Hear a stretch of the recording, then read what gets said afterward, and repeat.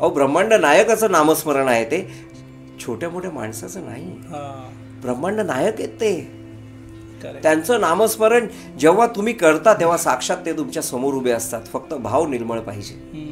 त्याच्यानंतर माझ्यामध्ये एक थोडेसे विलक्षण चेंजेस मला जाणीव झाली त्या गोष्टींची, की समोर असा कोणताही व्यक्ती असेल ना की त्याला मी बघितलं 1-2 मिनटं 1 मिनटं मी त्याला बघितलं ना की मी त्याच्या भूतकाळात जातो. त्याच्या भूतकाळात काय काय घडलेलं आहे हे मी त्याला सांगायला सुरुवात करतो. त्याला भविष्यकाळात काय करायचं आहे हे मी त्याला सांगतो. ॲक्च्युली ही गोष्ट सांगण्यासारखी नसते, पण आज तुमच्यासमोर यायचं कारण हेच आहे की मला माहिती नाही, आज सकाळी पण स्वामींचं सिग्नल होतं की बघ 1 लोटाभर पाणी तुला दिलं आहे, पण आता तू किती ठेवायचं आणि इतरांना किती वाटायचं हे तू ठरव. तो माणूस 4 दिवसात घरी येऊन बरा झाला. अच्छा. जेव्हा त्यांनी मला फोन केला 4थ्या दिवशी की सर मी पूर्णपणे बरा झालेलो आहे, आणि त्यांनी मला सांगितलं की सर हे सगळं तुमच्यामुळे घडलं. मी म्हणालो नाही, हे माझ्यामुळे काहीच घडलेलं नाही, हे सगळं स्वामींमुळे घडलेलं आहे. बरोबर. आणि मी तर असं म्हणतो की माझ्या आयुष्यात जे काही छोटी मोठी गोष्ट असेल ही सगळी स्वामींमुळे घडते.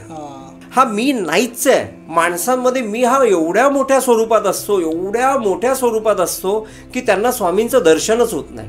अहो तुम्ही जेव्हा मी जो आहे ना या मीला जेव्हा तुम्ही खाली बसवाल ना तेव्हा स्वामी तुम्हाला दिसतील की ते किती प्रचंड स्वरूपात तुमच्या मागे उभे आहेत. स्वामींमुळेच सगळं घडतं. याच्यात मी हा प्रकारच नाही आहे. जिथे मी येतो तिथे स्वामी नसतात. लोकांची एक घाणेरडी सवय, हे मी केलं, ते मी केलं, ते माझं, हे माझं, हे पण माझं, सगळं माझंच, आणि हे मीच केलं. त्यांना परमेश्वर तिथे दिसतच नाही. अरे पण हे तू करताना तुझ्या मागे एक जी शक्ती उभी आहे, तुला ती ऑपरेट करते, तू तिला विसरलास. आणि तुझ्यामध्ये जो मी आणि जो अहंकारपणा आहे ना हा एवढ्या मोठ्या प्रमाणात जागृत झाला की तू परमेश्वराला विसरलास. तू मंदिरात जातो, अरे पण तुझा अहंकार जात नाही तर मंदिरात जाऊन उपयोग काय. फक्त मी आलाच की तिथे, हा मी परमेश्वराला नको आहे. ती हॉस्पिटलला ॲडमिट झाली आणि ती कोमामध्ये गेली. तो कोमामध्ये गेल्यानंतर तिला मार जो होता ना तो इथे डोक्याला लागलेला होता. आणि अचानक मी तिला फोन केला तर तिचा फोन तिच्या हस्बंडकडे होता. तर मी तिच्या हस्बंडला म्हटलं मी जाऊ का रे बघायला. तो म्हणाला नाही हेमंत तू जा म्हणून बघतो. आणि मी जेव्हा आतमध्ये गेलो, मी दरवाजा उघडला, व्हेंटिलेटरच्या जस्ट बाजूला स्वामी मस्तपैकी बसलेले होते. ओके. मी साक्षात त्यांना बघितलं की व्हेंटिलेटरच्या बाजूला ते बसलेले होते. जेव्हा मी त्यांना बघितलं मी मनात एवढा आनंदित झालो की नाही आता ही योग्य पद्धतीने बरी होऊन बाहेर येणार, कारण स्वामीच आहेत तिथे स्वामीच आहेत. तिची काळजी घ्यायला स्वामी साक्षात तिथे बसलेले आहेत. तिचे हस्बंड मला भेटले. त्यांना मी म्हणालो अरे चिंता नको करूस, 1-2 दिवसात ती बरी होईल. ओके. तुम्ही सकाळी उठल्यानंतर तुम्ही देवाला जेव्हा नमस्कार करता तेव्हा तुम्ही एक 5 ते 10 मिनिटं तुम्ही जर ओम श्री स्वामी समर्थ हे जर नामस्मरण केलं तर तुम्ही विचार करा की दिवसभरात 24 तासासाठी तुमच्यामध्ये किती मोठी ऊर्जा तयार होऊन जाईल. करेक्ट.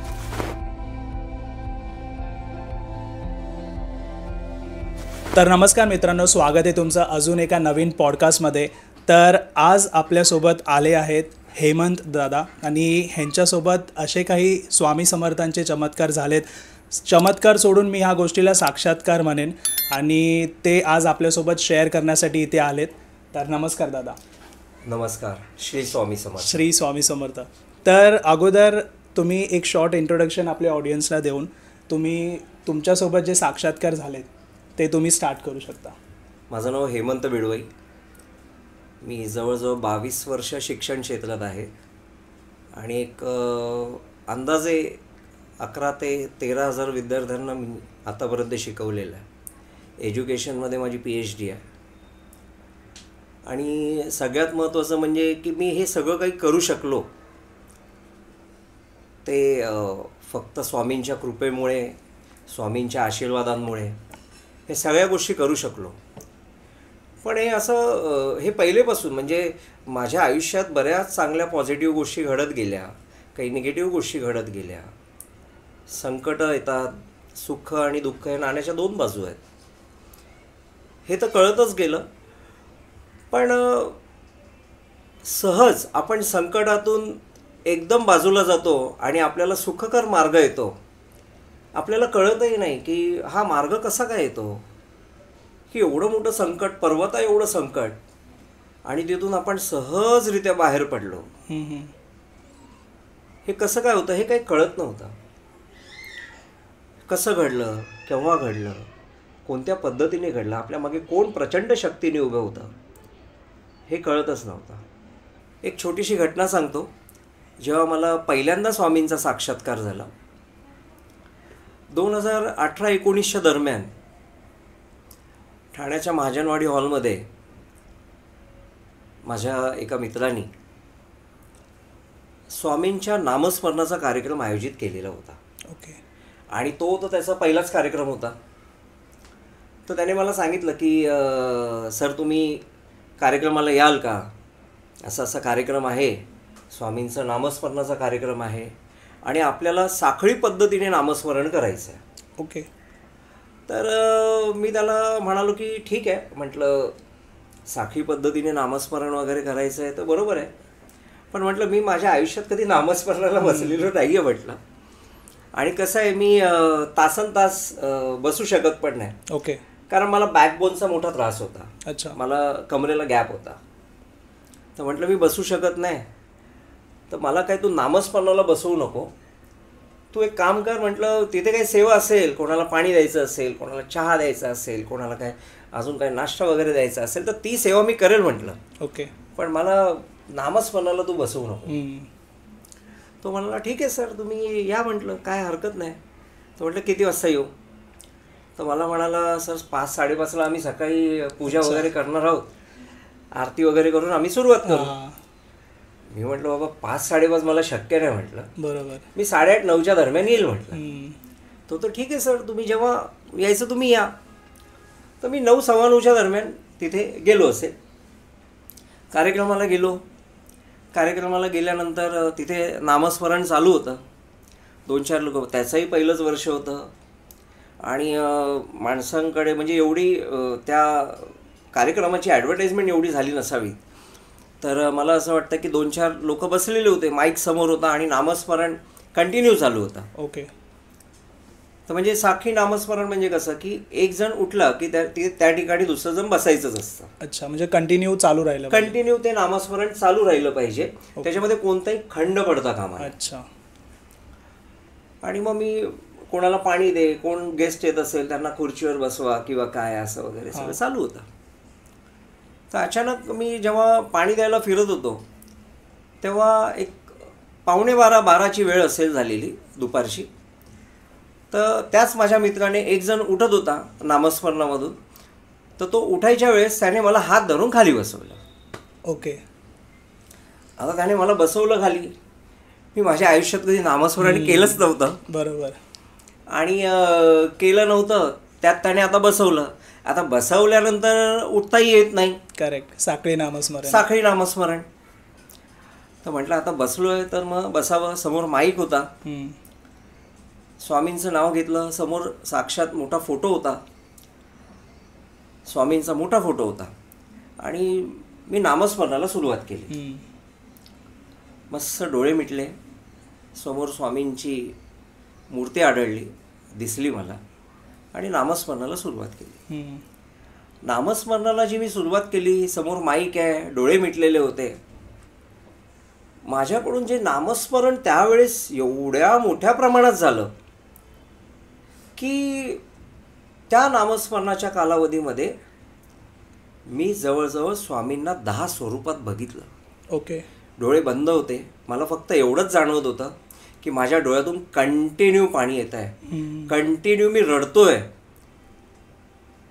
कंटिन्यू मी रडत होतो. आणि मी स्वामींना 10 स्वरूपात बघत होतो. त्यामध्ये त्यांचा विष्णू अवतार पण होता. अच्छा. आणि 10 स्वरूपात स्वामींना मी बघितलं. माझ्या मनात फक्त एकच प्रश्न येत होता की हे सगळं मला का दाखवलं. मी काय एवढा मोठा सेवक नाही, पण हे मला का दाखवलं, तोच प्रश्न होता. पण मी कंटिन्यू त्यांच्या विविध स्वरूपामध्ये एकदम गुंगवून गेलेलो होतो, रंगवून गेलेलो होतो. त्यांची स्वरूपं मी बघत होतो.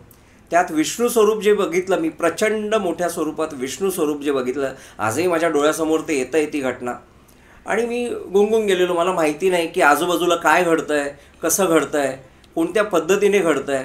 माझे डोळे बंद होते, डोळ्यात पाणी होतं आणि मी काही एक वेगळं स्वामींचं स्वरूप तिथे बघत होतो आणि हे पहिल्यांदाच घडत होतं. ओके. आणि हे करता करता जवळजवळ 3:30 पावणे 4 झाले. म्हणजे पावणे 12 वाजल्यापासून बसल्यानंतर मी 3:30 4 वाजता नामस्मरणातून उठलो. आणि जेव्हा मी उठलो, मला कल्पना नाही काय घडलं ते, पण जेव्हा मी उठलो त्यानंतर मला हे दिसलं की काही लोक माझ्या पाया पडण्यासाठी तिथे उपस्थित होते. ओके. पण मला कळलं नाही ते माझ्या पाया का पडायला तिथे उभे होते. तर मी माझा मित्र निलेश, त्याने ज्याचं आयोजन केलेलं, मी त्याला विचारलं. मी म्हटलं काय रे?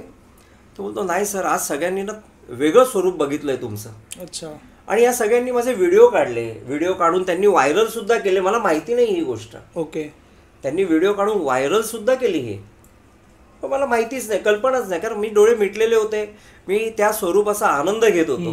कारण पहिल्यांदाच माझ्या आयुष्यात अशी घटना घडत होती. अच्छा. आणि त्यांना मी विचारलं त्या लोकांना का पाया का पडतायत. मी पाया नाही पडून. नाही बोलतो सर, आम्ही आज वेगळं काहीतरी बघितलं. ओके. आणि माझे त्या पद्धतीने व्हिडिओ व्हायरल झालेले होते.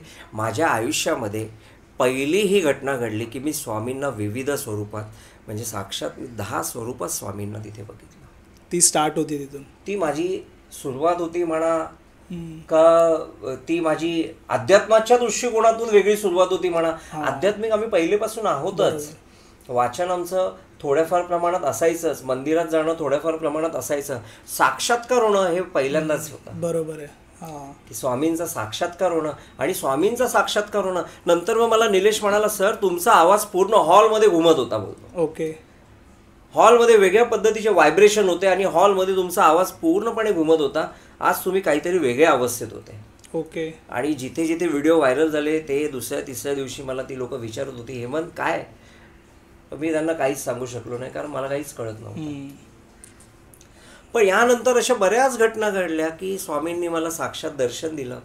माझं मन तिथे सांभाळलं गेलं. माझ्या प्रत्येक गोष्टीवर त्यांनी म्हणजे प्रत्येक गोष्टीला त्यांनी साथ देण्याचं एक माझ्यासाठी त्यांनी नियोजन केलेलं होतं. अच्छा.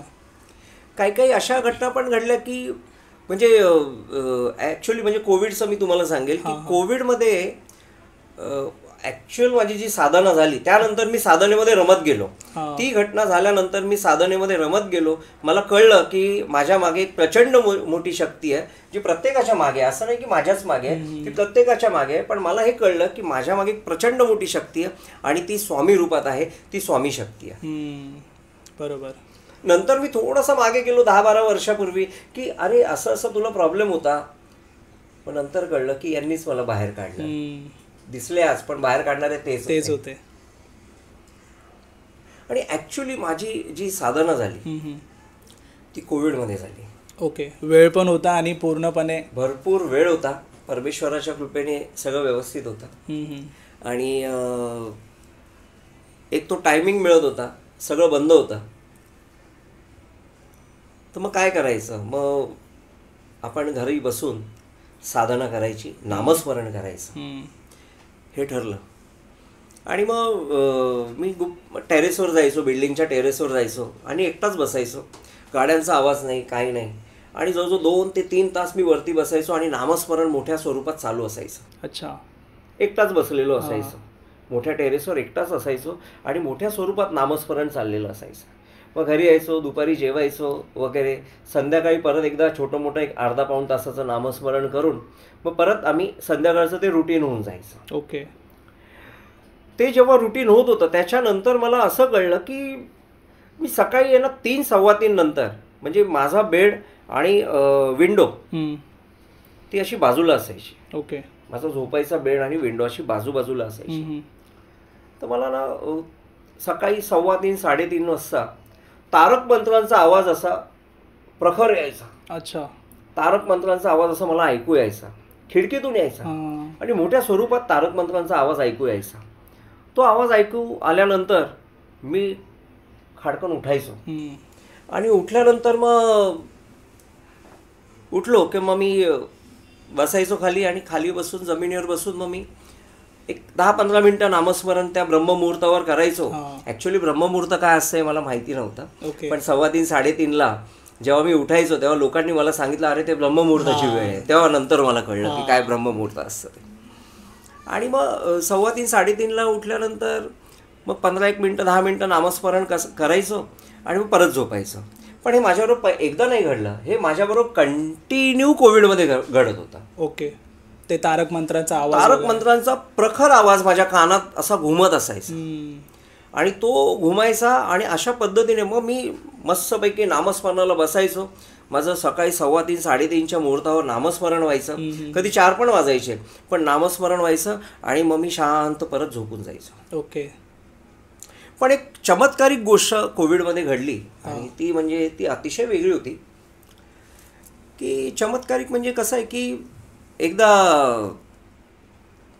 म्हणजे मी ठरवलेलं की आता कोविडचे दिवस आहेत, काही जे माझे मित्रमंडळी आहेत, काही बिचारे गरीब लोक आहेत, मी ठाण्याच्या मार्केटमध्ये राहतो, की कोविडमध्ये त्यांची दुकानं बंद होती. कोण म्हणजे हातावर कमवणारी लोक आहेत ती, म्हणजे सकाळी कमवणार संध्याकाळी अन्न शिजवणार अशी लोक होती. तर म्हटलं आपण ना जर आपल्या समोरून म्हणजे आपल्याला समोरून जर कोण आलं तर आपण त्यांना मदत करायची, पैशाची नाही तर अन्नधान्याची म्हणा किंवा अजून काही. मी नव्हतो करत, हे स्वामींनी माझ्याकडून करून घेतलं त्यावेळेस. आणि प्रत्येक गोष्ट तेच करून घेतात, आपण काहीच करत नाही. तर त्यावेळेस मी माझा एक ड्रॉवर होता, त्या ड्रॉवरमध्ये मी 25,000 रुपये काढून ठेवलेले होते. 25-30,000 रुपये होते. आईला घर खर्चायला दिलेले होते पैसे, की हे घर खर्चायला, आणि ड्रॉवरमध्ये 25-30,000 रुपयाचं एक बंडल मी काढून ठेवलेलं की जेव्हा जेव्हा गरज लागेल, कोणी समोरून आलं तर आपण त्यांना अन्नधान्याची म्हणा किंवा अजून कोणत्या स्वरूपात म्हणा ते आपण त्यांना मदत करायचीच करायची. आणि मी आमचे जे काही लोक होती ती कोविडमध्ये अक्षरशः काम करत होते, बरीच लोक होती, आता नावं घेता येत नाही सगळ्यांची, पण बरीच अशी लोक होती की ते कोविडमध्ये मोठ्या स्वरूपात काम करत असायचे. तर काही वेळा त्यांनी मला सांगितलं की सर असं असं लागतोय, तेलाचा डबा लागतोय, ओके, बटाट्याचे पोतं लागतंय किंवा काय. तर मी त्यांना सांगायचो मार्केटमधून अशा अशा दुकानातून तुम्ही घ्या, मी त्याला पैसे पोच करेल.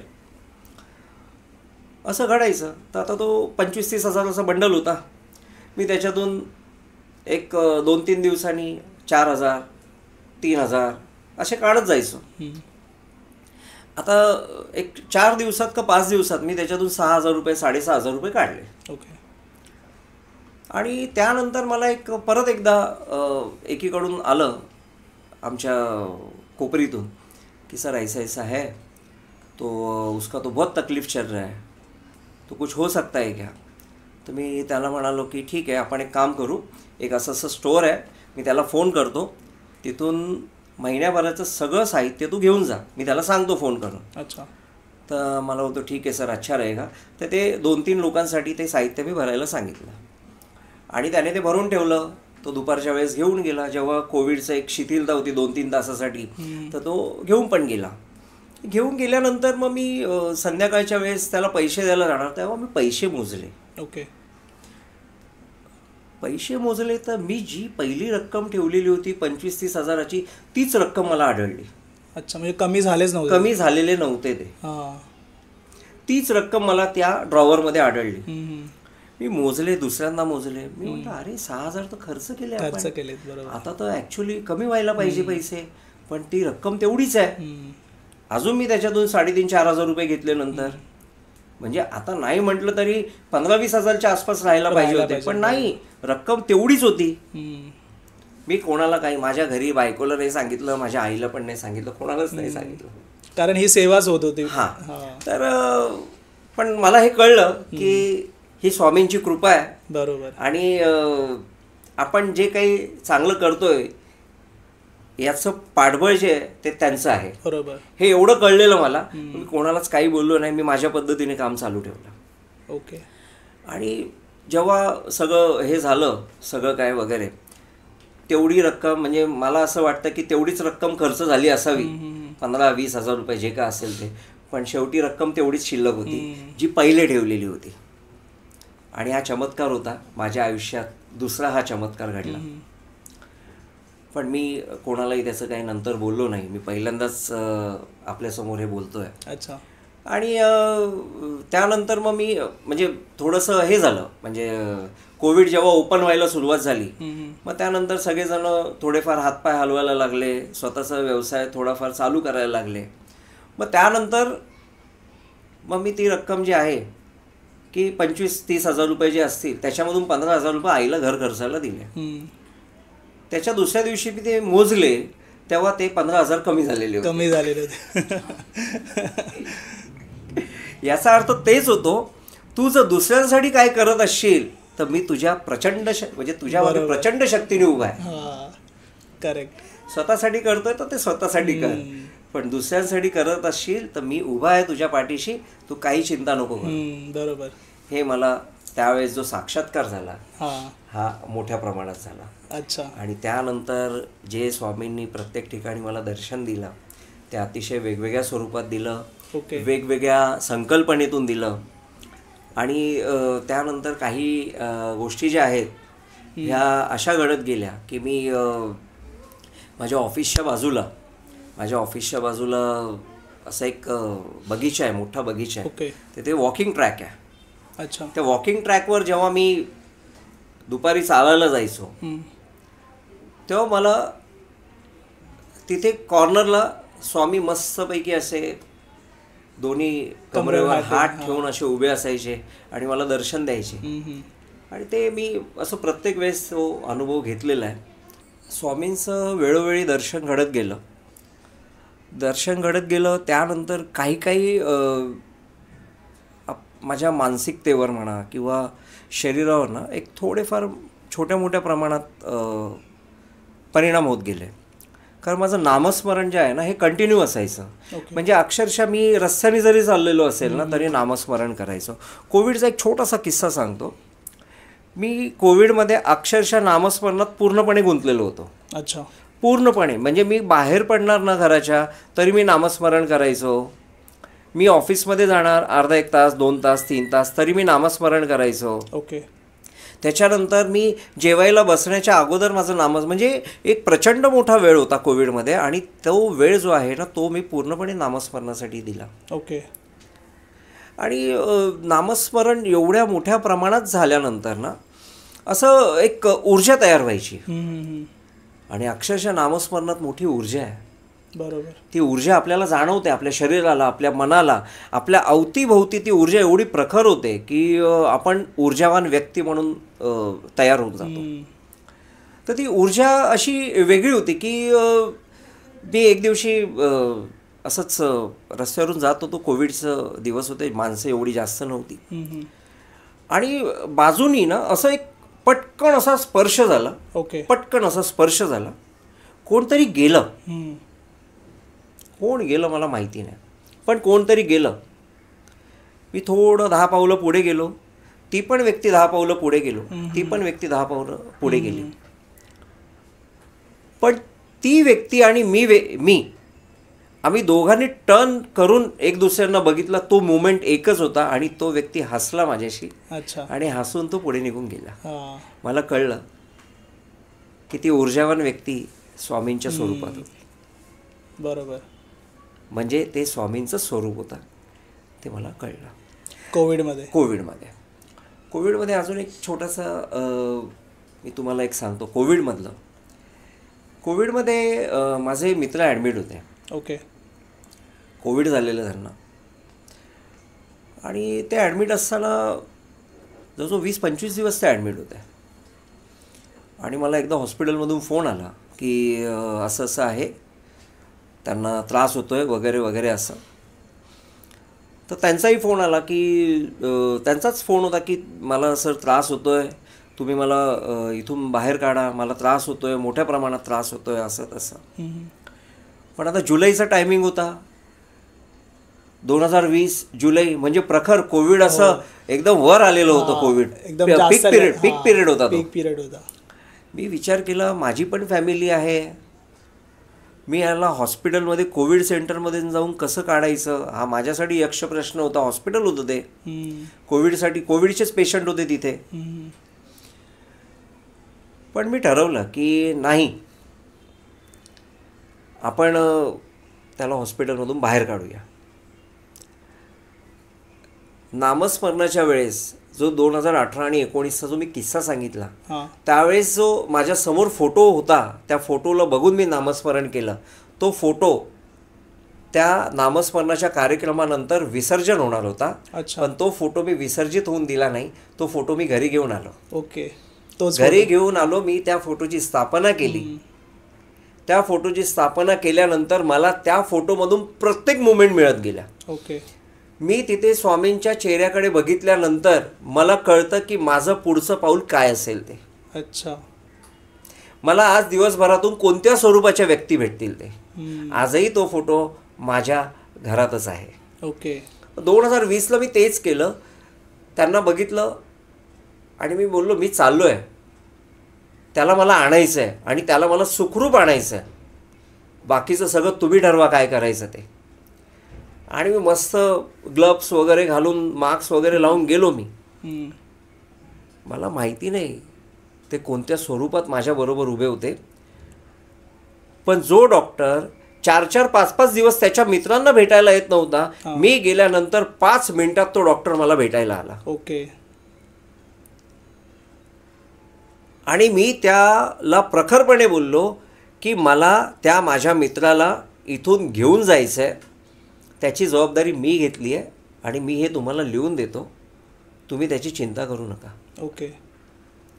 डॉक्टरांनी मला विविध सांगितलं की नाही, तुम्ही त्याला घेऊन जाऊ शकत नाही, तुम्ही तो रिस्की आहे, त्याला काही होऊ शकतं. बरोबर. मग असं झाल्यावर त्याची मी त्यांना स्पष्ट म्हणालो, ही जबाबदारी माझी असेल, तुम्ही त्याची चिंता करू नका. मग त्याला व्हेंटिलेटर व्हॅन लागेल, मी ऑक्सिजन व्हॅन लागेल, तर ऑक्सिजन मी ती पण मी तयारी करतो. ओके. तुम्ही त्याचीही चिंता करू नका. आणि एवढं सगळं केल्यानंतर त्याला जेव्हा घरी घेऊन आलो, घरी घेऊन त्यांच्या घरी त्यांना सोडलं, त्यांना एक सेपरेट रूम तिथे अवेलेबल करून दिला त्यांच्या फॅमिलीने. तो माणूस 4 दिवसात घरी येऊन बरा झाला. अच्छा. जेव्हा त्यांनी मला फोन केला 4थ्या दिवशी की सर, मी पूर्णपणे बरा झालेलो आहे, आता मला कसलाही त्रास होत नाही, मी म्हणालो, आणि त्यांनी मला सांगितलं की सर, हे सगळं तुमच्यामुळे घडलं. मी म्हणालो, नाही, हे माझ्यामुळे काहीच घडलेलं नाही, हे सगळं स्वामींमुळे घडलेलं आहे. बरोबर. आणि मी तर असं म्हणतो की माझ्या आयुष्यात जे काही छोटी मोठी गोष्ट असेल, ही सगळी स्वामींमुळे घडते. हा मी नाहीच आहे, हा मी नाहीच आहे. माणसांमध्ये मी हा एवढ्या मोठ्या स्वरूपात असतो, एवढ्या मोठ्या स्वरूपात असतो की त्यांना स्वामींचं दर्शनच होत नाही.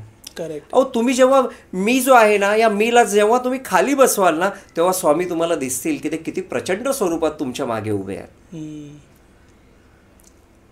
अहो, त्यांनी बरंच दिलं, बरंच दिला. त्यांनी अशी काही गोष्ट दिली ना मला, तर ती एक चमत्कारिक गोष्ट दिली. करेक्ट. कधी कधी सांगताना पण अंगावर आता काटे येतात की एवढं त्यांनी दिलं. अशी चमत्कारिक गोष्ट, पैसा, अडका, हे सगळं हे म्हणजे सगळंच नाही आहे. याच्या व्यतिरिक्त पण जग बघायला त्यांनी मला शिकवलं.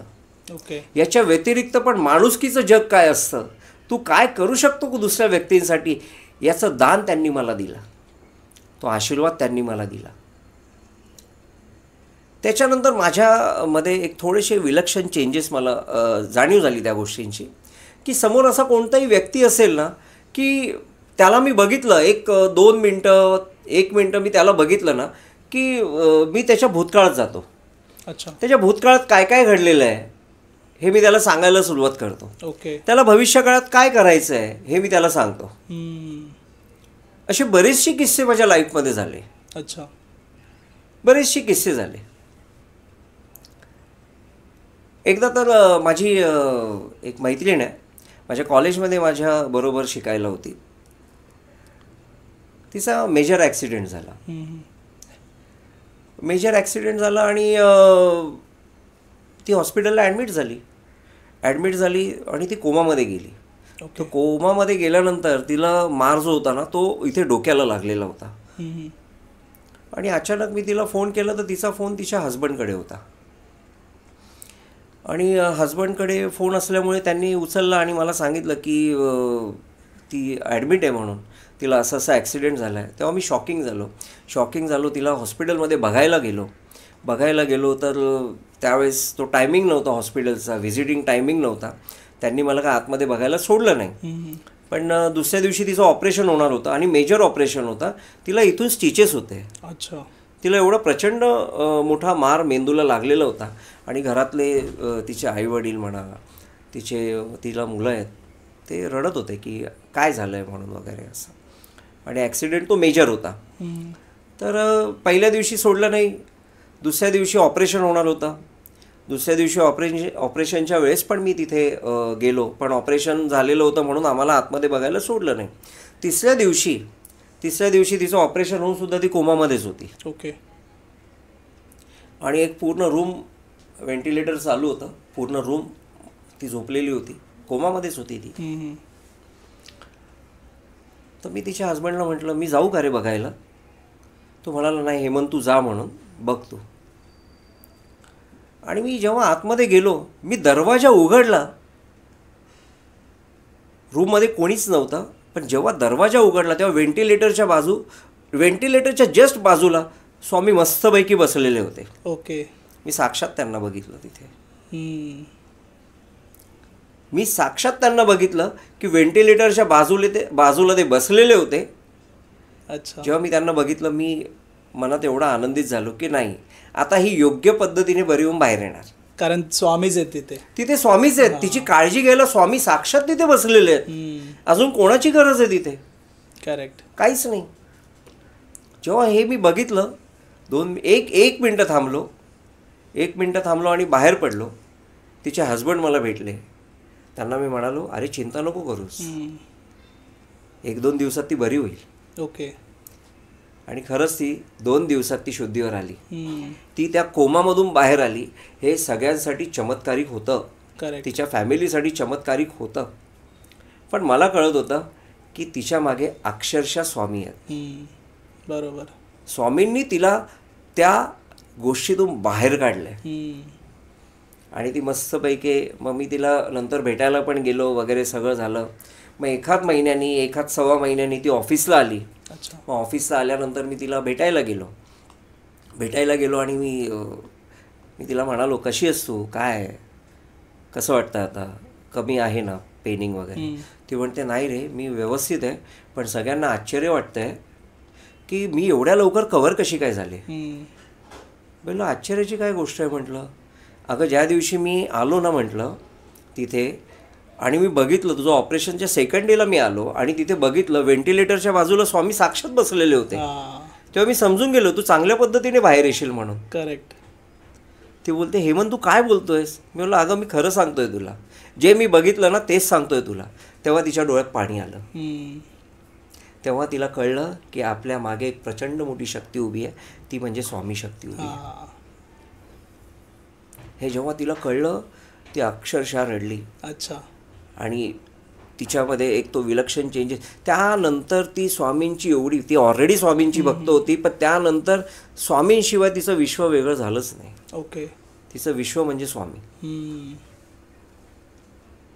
अशा बऱ्याच गोष्टी माझ्या आयुष्यात घडत गेल्या. ओके. बऱ्याच गोष्टी होत गेल्या. काही वेळेस असं समोर कोण व्यक्ती आला की मी पटकन सांगायचो की अरे बाबा तुझं हे असंच आहे, तुला असा असा त्रास आहे, आणि मग तू हे असं का करतो, या पद्धतीने का जातो, तू थोडं वेगळ्या पद्धतीने जा. अशा बऱ्याचशा गोष्टी लाईफमध्ये होत गेल्या. अच्छा. बऱ्याचशा. आता म्हणजे एक छोटासा किस्सा सांगतो तुम्हाला.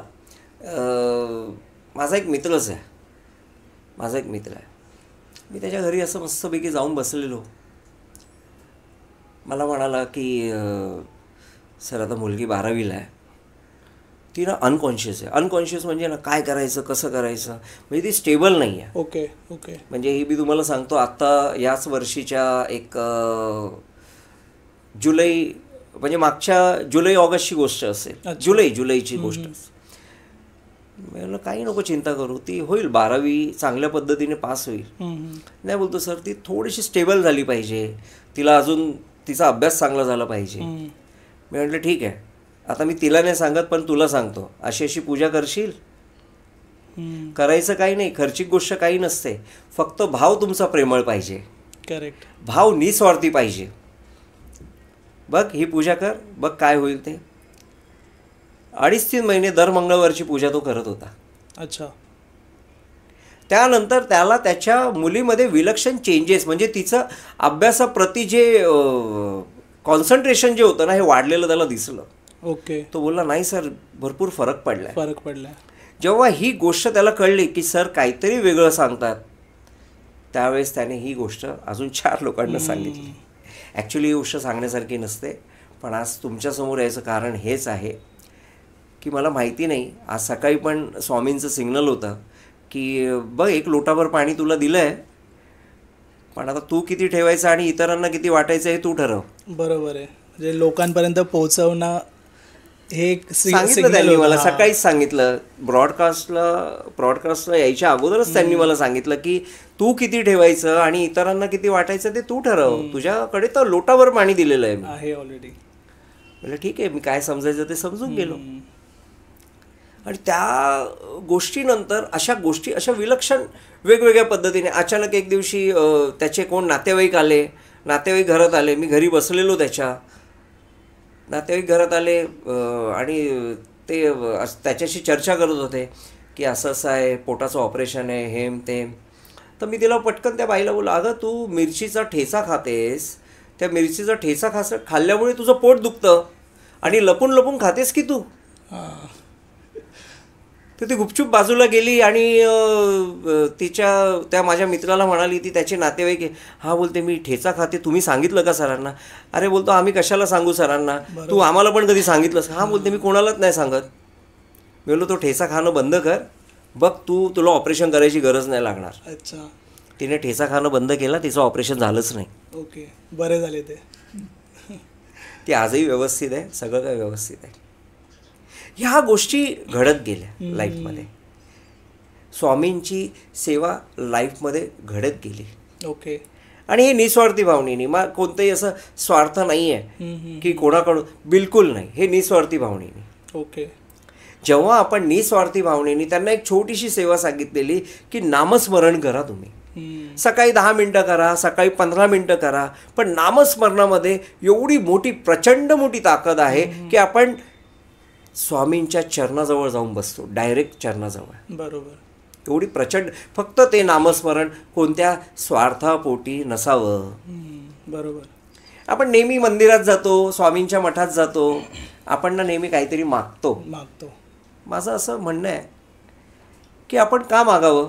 त्यांना माहिती आहे ना आपल्याला काय पाहिजे ते, त्यांना माहिती आहे आपल्याला काय पाहिजे, मग आपण मागावं का? करेक्ट. आपण फक्त निस्वार्थीपणे त्यांचं नामस्मरण करावं. ज्यावेळेस आपण निस्वार्थीपणे त्यांचं नामस्मरण करू, त्यावेळेस ती जे आपल्याला पाहिजे ती गोष्ट ते फिल्टर करून आपल्याला देतील. ओके. आणि अशा पद्धतीने फिल्टर करून देतील की आपलं पुढचं आयुष्य जे आहे ते एवढं सुखकर होईल की आपण मागितलेलं 1 आणि त्यांनी दिले 4, अशा पद्धतीने असेल. त्याच्यामुळे नामस्मरण हे निस्वार्थी भावनेने आणि भावपूर्ण झालं पाहिजे. 10 मिनटं बसा ना तुम्ही, तुम्हाला कोणी नाही सांगितलं की तुम्ही तासन-तास नामस्मरणाला बसलो पाहिजे. जर मी 4 तास बसतो नामस्मरणाला, मी कधीच कोणाला सांगितलं नाही की नामस्मरणाला तुम्ही 4-4 तास, बिलकुल नाही. तुम्ही सकाळी उठल्यानंतर तुम्ही देवाला जेव्हा नमस्कार करता तेव्हा तुम्ही एक 5 ते 10 मिनटं तुम्ही जर ओम श्री स्वामी समर्थ हे जर नामस्मरण केलं, तर तुम्ही विचार करा की दिवसभरात 24 तासासाठी तुमच्यामध्ये किती मोठी ऊर्जा तयार होऊन जाईल. करेक्ट. आणि ती ऊर्जा तुमच्या दिवसभराच्या कामांमध्ये तुम्हाला किती सहाय्यभूत ठरू शकते. त्याच्यामुळे ओम श्री स्वामी समर्थ नामस्मरण तुम्ही दिवसातून सकाळी 10 वाजता जेव्हा तुम्ही कामाला जाता तेव्हा तुम्ही सकाळी एका ठिकाणी बसून सकाळी तुम्ही जर केलं नामस्मरण, तर तुमच्याकडे ती 24 तासासाठी ऊर्जा येते. तुम्ही ऑफिसला गेलात, आता काही लोकांचं म्हणणं असतं की आम्ही नामस्मरण फक्त सकाळीच करावं का, पण आम्हाला सकाळी वेळ मिळत नाही ऑफिसला जायच्या मूडमध्ये, मग आम्ही संध्याकाळी आल्यावर चालेल का? अरे तुम्ही नामस्मरण दिवसभरातून कधी पण करा, फक्त जेव्हा नामस्मरण कराल तेव्हा निस्वार्थी करा. स्वामी तुम्हाला तुमच्या आजूबाजूला दिसतील. बरोबर. स्वामी तुमच्या आजूबाजूला तुम्हाला दिसतील आणि एवढ्या प्रचंड मोठ्या शक्तीने तुम्हाला दिसतील की तुम्हाला त्याची जाणीव पण होईल.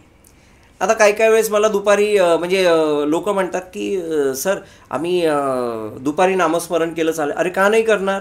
तुम्ही ऑफिसला गेल्यानंतर दुपारचा जो तुमचा लंच ब्रेक होतो, तुम्ही 10 मिनटं लंच ब्रेक केल्यानंतर तुम्ही 10 मिनटं नामस्मरण करा की. बरोबर.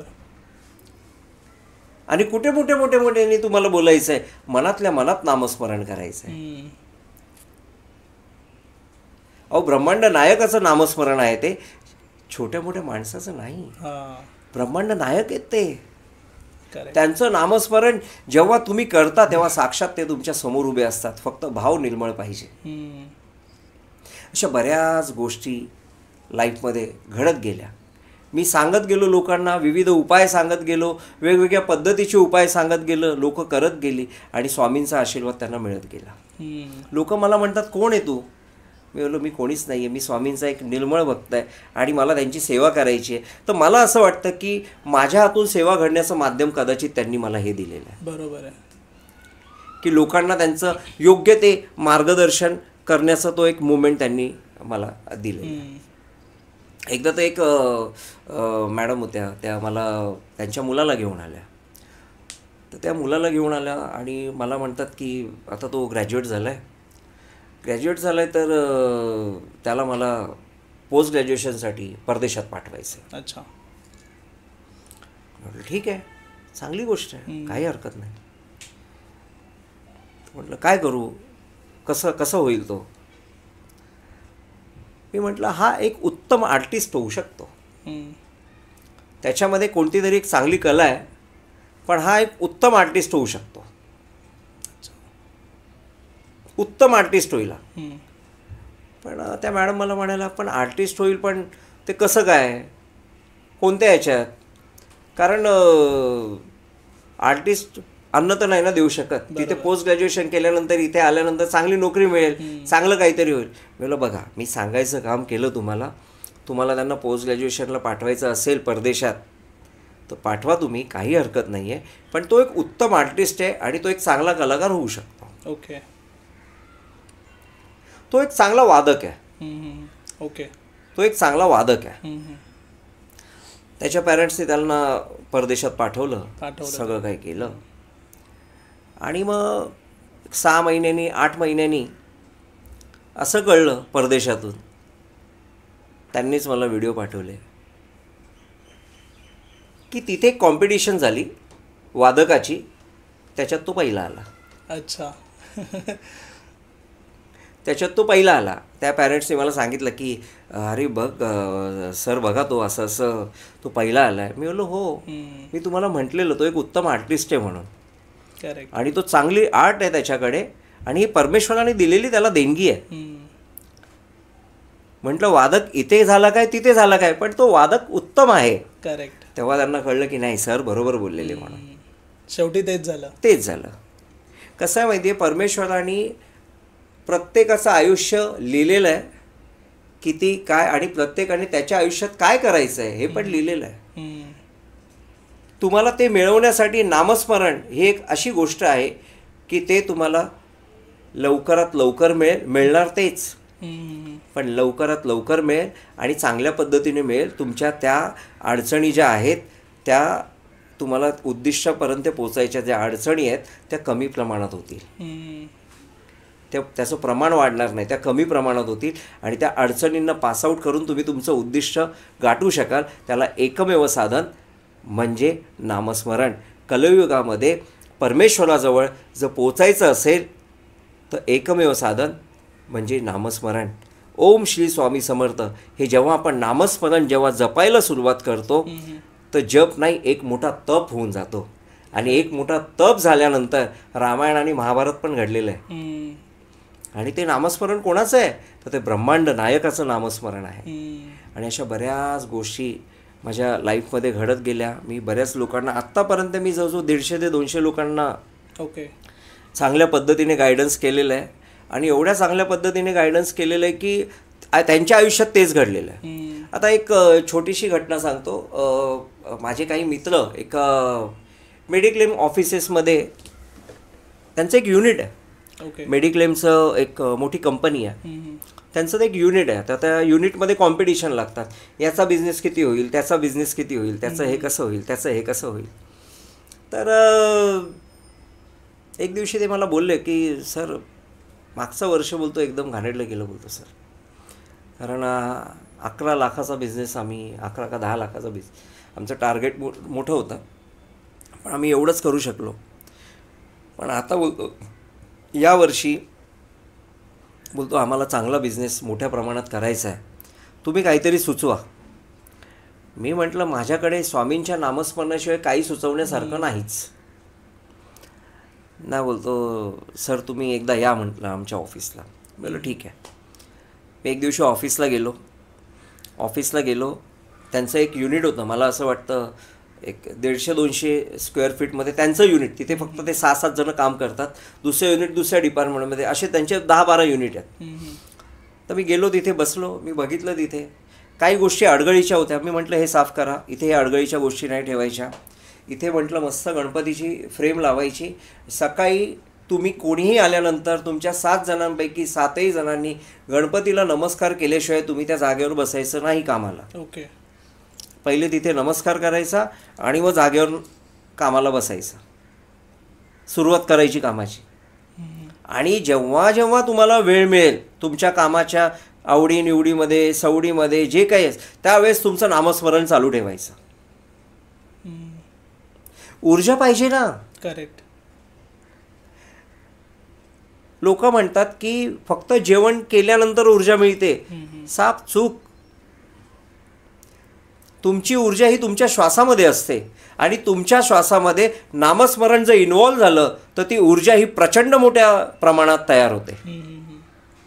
जेव्हा हा त्यांना गायडन्स केला अर्धा-पाऊण तास सगळ्या लोकांना, आज जवळजवळ मला असं वाटतं त्यांना गायडन्स करून त्यांना सगळं हे करून 3-3.5 महिने झाले. मागच्या मार्च एंडिंगला त्यांचा बिझनेस 42 लाख रुपये झाला.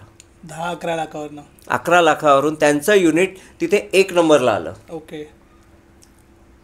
त्यांनी सगळ्यांनी मला 2-3 जण जे आहेत त्यांचे सर आमचा बिझनेस चांगल्या पद्धतीने होतो आहे आणि बोलतो हे सगळं फक्त तुमच्यामुळे होतं. मी त्यांना स्पष्ट म्हणालो की हे माझ्यामुळे नाही, हे फक्त श्री स्वामी समर्थ. बरोबर. स्वामींमुळेच सगळं घडतं. याच्यात मी हा प्रकारच नाही आहे. जिथे मी येतो तिथे स्वामी नसतात. लोकांची एक घाणेरडी सवय आहे, हे मी केलं, ते मी केलं, ते माझं, हे माझं, हे पण माझं, सगळं माझंच आणि हे मीच केलं. त्यांना परमेश्वर तिथे दिसतच नाही. अरे पण हे तू करताना तुझ्या मागे एक जी शक्ती उभी आहे, तुला ती ऑपरेट करते आहे, तू तिला विसरलास आणि तुझ्यामध्ये जो मी आणि जो अहंकारपणा आहे ना हा एवढ्या मोठ्या प्रमाणात जागृत झाला की तू परमेश्वराला विसरलास. तू मंदिरात जातो, अरे पण तुझा अहंकार जात नाही तर मंदिरात जाऊन उपयोग काय. बरोबर. फक्त मी आलाच की तिथे. हा मी परमेश्वराला नको आहे. जिथे मी येतो तिथे परमेश्वर नसतो. तुम्ही मीला स्वाहा करून टाका म्हणजे स्वामी. करेक्ट. जिथे मी स्वाहा होतो तिथे स्वामी प्रगट होतात आणि जिथे स्वामी प्रगट होतात तिथे प्रचंड मोठ्या प्रमाणात शक्ती तयार होते आणि ती एवढी ऊर्जावान शक्ती आपल्याला जी ताकद देते, ती ताकद आपल्याला पुढे जाण्यासाठी मार्गशील ठरते. बरोबर. ही अशी ताकद स्वामींची आहे. आता दादा तुम्ही जसं म्हटलात नामस्मरण, लोक बोलतात की आम्ही घरामध्ये पूजा करतो, देवाची पूजा करतो, परत ऑफिसमध्ये पण लोक देवाची पूजा करतात. तर ते पूजा आणि नामस्मरण ह्या दोघांमध्ये लोक बोलतात की पूजा करतो म्हणजे देवाचं शेवटी आम्ही करतोय. तर ते नामस्मरण आणि देवाची पूजा ह्यामध्ये तुम्ही एक आपल्या ऑडियन्सला सांगा डिफरन्स कसा आहे. बघा, एक लक्षात घ्या, घरी मी पण पूजा करतो, देवाची पूजा मी पण करतो. जवळजवळ अर्धा-पाऊण तास माझी पूजा चालू असते. त्या पूजेमध्ये मी नामस्मरण पण करतो. पूजा कशी असते बघा, सांगतो तुम्हाला. त्या पूजेमध्ये आपण आपल्या कुलस्वामिनीचं दर्शन घ्यायचं असतं, आपल्या कुलदेवाचं दर्शन घ्यायचं असतं, त्याला नमस्कार करायचा असतो. पहिले कुलस्वामिनी आणि कुलदैवत आणि नंतर गुरु. कुलस्वामिनीचं दर्शन घेतलं, कुलस्वामिनीचं नामस्मरण केलं, कुलदेवतेचं नामस्मरण केलं, यांचं नामस्मरण केल्यानंतर त्यांना हात जोडल्यानंतर ते आपला मार्ग सुखकर करतात आणि गुरु मार्ग दाखवतात. कुलस्वामिनीचं आणि कुलदेवतेचं नामस्मरण केल्यानंतर पूजा म्हणजे नामस्मरण. पूजा वेगळी काय? पूजा वेगळी काय? आपण परमेश्वराला म्हणजे आपल्या देवाऱ्यामध्ये फुलं वाहिली, त्यांना आंघोळ घातली, ही पूजा झाली. त्यांचं कुलदेवतेचं नामस्मरण निर्मळ भावाने केलं, कुलदेवीचं नामस्मरण केलं आणि त्यानंतर ओम श्री स्वामी समर्थ आपल्या गुरूंचं नामस्मरण केलं. आपला पूर्ण दिवस अतिशय सुंदर जातो. कुलदेवतेचं, कुलस्वामिनीचं आणि आपल्या गुरूंचं नामस्मरण हे नेहमी असावं. हे झाल्यानंतर हीच पूजा आहे. म्हणजे पूजा करताना पण नामस्मरण हे चालूच ठेवायला असावं. बरोबर. पूजा करताना नामस्मरण मुखात आलंच पाहिजे. जेव्हा ते येतं तेव्हा तुमचं नामस्मरण घडतंच की. करेक्ट. त्याच वेळेस पूजा म्हणजे नामस्मरण. जेव्हा आपण आंघोळ घालतो म्हणजे आपण आता बघा, आपण देवांना आंघोळ घालतो. आपल्याकडे देवाऱ्यामध्ये जे देव असतात त्यांना आंघोळ घालतो. आंघोळ घालताना आपण पिक्चरची गाणी म्हणतो का? नाही, आपण देवाचीच गाणी म्हणतो ना. ते नामस्मरण. पर एक लोक असतात जे त्यावेळी त्यांचे भरपूर वेगवेगळे विचार चालू असतात मनामध्ये. आज माझ्यासोबत हे होणार आहे, मी आता इथून हे पूजा झाल्यानंतर मी ही गोष्ट करेन, ती गोष्ट करेन. तर अशी पण लोक असतात. तर त्यावेळी पण आता तुम्ही जसं म्हटलात, त्यावेळी जरी तुम्ही नामस्मरण केलात तर शेवटी ते एकच होणार आहे. बघा, एक लक्षात घ्या, आता माणसाचं आयुष्य आहे ना, एक खडतर आहे आणि कलियुगात तर माणसाचं आयुष्यात खडतर आहे. आणि माणसाचा सगळ्यात मोठा प्रॉब्लेम काय माहिती आहे का? माणूस स्वतःची प्रगती बघण्यापेक्षा ना दुसऱ्याची प्रगती जास्त बघत असतो. करेक्ट. आणि त्याच्यात तो अडखळून पडतो. राईट. त्याला त्याची प्रगती तर करायचीच असते, पण दुसऱ्याची प्रगती बघून त्याला आपली प्रगती करायची असते.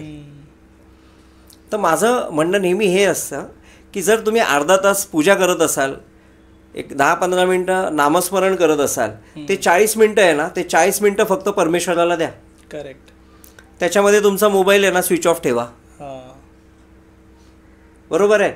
आणि तुम्ही परमेश्वराला सांगा की हे 40 मिनटं जे आहेत ना, याच्यामध्ये माझ्या मनात कोणतेही विचार आणू नको बाबा. ते पण त्यांच्यावरच सोडायचं. बरोबर. त्यांना सांगायचं माझ्या मनात कोणतेही विचार आणू नको, माझ्या मनात फक्त तुझं नामस्मरण असलं पाहिजे आणि त्या नामस्मरणाच्या माध्यमातून माझी पूजा झाली पाहिजे. बरोबर. जेव्हा तुम्ही हात जोडून ते सांगाल ना, 2 दिवस नाही होणार, 4 दिवस नाही होणार, 2 महिने नाही होणार, दुसऱ्या महिन्यानंतर व्हायला सुरुवात होईल. बरोबर. पण हे रोज झालं पाहिजे आणि ते प्रयत्न असले पाहिजे. कसं आहे माहिती आहे का, आपल्याला परमेश्वराकडून ना भरपूर काय पाहिजे. बघा, आपल्याला परमेश्वराकडून आपण चाळीत राहतो तर आपल्याला फ्लॅट पाहिजे. आपल्याकडे 2 व्हीलर आहे तर आपल्याला 4 व्हीलर पाहिजे. आपलं इन्कम 50,000 आहे तर ₹1,00,000 पाहिजे. आपल्या इकडं इन्कम 2 लाख आहे तर 10 लाख पाहिजे. माणूस समाधानी नाहीच आहे. त्याला परमेश्वराकडून एवढ्या सगळ्या गोष्टी पाहिजेत, पण परमेश्वराला त्याला एकही मिनिटं द्यायचं नाही आहे. परमेश्वर म्हणत नाही हो की तू तासन तास माझ्याकडे येऊन बस, बिलकुल म्हणत नाही. पण 10 मिनिटं तर माझी आठवण काढ. करेक्ट. दिवसच्या 24 तासामधून तू 10 मिनिटं तर माझी आठवण काढ, बघ मी तुझ्या बरोबर आहे की नाही. एका व्याख्यात्यामध्ये की कलयुगामध्ये मागची जी युग आहेत त्या युगामध्ये परमेश्वराला मिळवणं अतिशय कठीण गोष्ट होती, पण कलियुगामध्ये परमेश्वराला मिळवणं अतिशय सोपी गोष्ट आहे. पण ती केव्हा सोपी आहे? जेव्हा तुमचा भाव निर्मळ असेल, तुमच्या मनात मीपणा नसेल, तर ती गोष्ट सोपी होते आणि परमेश्वर तुम्हाला दिसतो. परमेश्वर तुम्हाला साक्षात्कार म्हणजे साक्षात स्वरूप दाखवतो. बरोबर. आणि मोठ्या प्रचंड शक्तीने तो तुमच्या मागे उभा असतो. करेक्ट. हे सगळं जेव्हा घडत असतं तेव्हा तुम्ही लक्षात ठेवा की नामस्मरण पूजेच्या माध्यमातून झाली पाहिजे, पूजा झालं पाहिजे, कुलस्वामिनीचं कुलदेवतेचं नामस्मरण झालं पाहिजे, गुरुचं नामस्मरण प्रचंड मोठ्या शक्तीने झालं पाहिजे. तेव्हा तुम्हाला आयुष्यात सगळं काही मिळेल. त्यांना माहिती आहे तुम्हाला 4 व्हीलर कधी द्यायची, त्यांना माहिती आहे तुम्हाला बंगला कधी द्यायचा. देणार, तुमच्या नशिबात जे आहे ते तुम्हाला नक्की देणार, पण केव्हा देणार हे ते ठरवणार. तुम्ही नका ना ठरवू. करेक्ट. तुम्ही ठरवणार तर ते चुकीचं असेल. त्यांच्याही काही परीक्षा असतात. ते पण विचार करतात की अरे याच्यातला अहंकारच जर कमी नाही होत आहे तर मी याला ही वस्तू का देऊ. राईट. पण त्याच्यातला मीपणा तर कमी झाला पाहिजे, त्याच्यातला अहंकार तर कमी झाला पाहिजे, तरच ते देणार. अहो ठाण्यापासून दादरला पोचायला मधले स्टेशन तर पार करावे लागतात ना, का डायरेक्ट पोचता येतं. बरोबर आहे. असं नाही करतायत. ठाण्याला बसलोय तर दादरला पोचायचं तर डायरेक्ट ट्रेन दादरला नाही थांबणार. मध्ये घाटकोपर आहे, मुलुंड आहे, भांडूप आहे, सगळ्या गोष्टी आहेत. करेक्ट. पण नंतर तुम्ही दादरला जाता म्हणजे नंतर उद्दिष्टापर्यंत जाता. म्हणजे हे जे मधले स्टेशन आहेत ना हे अहंकार, बरोबर, गर्व चेक करतात ना. ब्रह्मांड नायक आहेत ते. आणि पूर्ण तुम्हाला त्या साच्यामध्ये बसवल्यानंतर ते तुम्हाला सगळ्या गोष्टी देतात आणि आपोआप देतात. हा म्हणजे मी बघितलेलं आहे की देतात ते. तेव्हा मग आपल्या डोळ्यात सुखद अनुभव तयार असतो की जे मागितलं नव्हतं ते सुद्धा दिलं. हा अनुभव घेण्यासाठी नामस्मरण ओम श्री स्वामी समर्थ हे असलं पाहिजे. तर धन्यवाद दादा, तुम्ही आलात, तुमचा एक्सपिरियन्स शेअर केलात आणि मला पण माहिती आहे भरपूर जणांना ही गोष्ट आवडली आहे, जे पण गोष्टी आता तुम्ही शेअर केल्यात. कसं आहे की मी जे आतापर्यंत स्वामी भक्तांपर्यंत जे पोचवलं आहे, माझे जे अनुभव आहेत आणि जो त्यांनी मला आशीर्वाद दिलेला आहे तो मी स्वामी भक्तांपर्यंत पोचवला आहे. पण असं बरेचसे अनुभव आहेत की ते मला सांगायचे आहेत आणि ते काय एकाच याच्यामध्ये सांगू शकत नाही आपण. ते हळूहळू मी पोचवण्याचा प्रयत्न करेल. कारण कोणत्या माझ्या अनुभवांमुळे किंवा कोणत्या जे त्यांनी मला दिलेलं आहे आणि त्यांनी मला सांगितलं एक लोटाभर पाणी दिलेलं आहे आणि त्या लोटाभर पाण्यामध्ये तुला जे पाहिजे ते घे आणि बाकी कोणाला किती द्यायचं ते दे.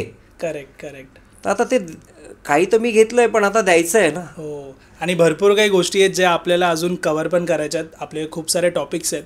तर अजून एक भाग येईल, एक नाही अजून 2 ते 3 भाग असतील आपले, ते पण येतील. हा व्हिडिओ तुम्हाला आवडला असेल तर अगोदर चॅनलला सबस्क्राईब करा, कारण की पुढचा भाग आल्यावरती तुम्हाला त्याचं नोटिफिकेशन येईल.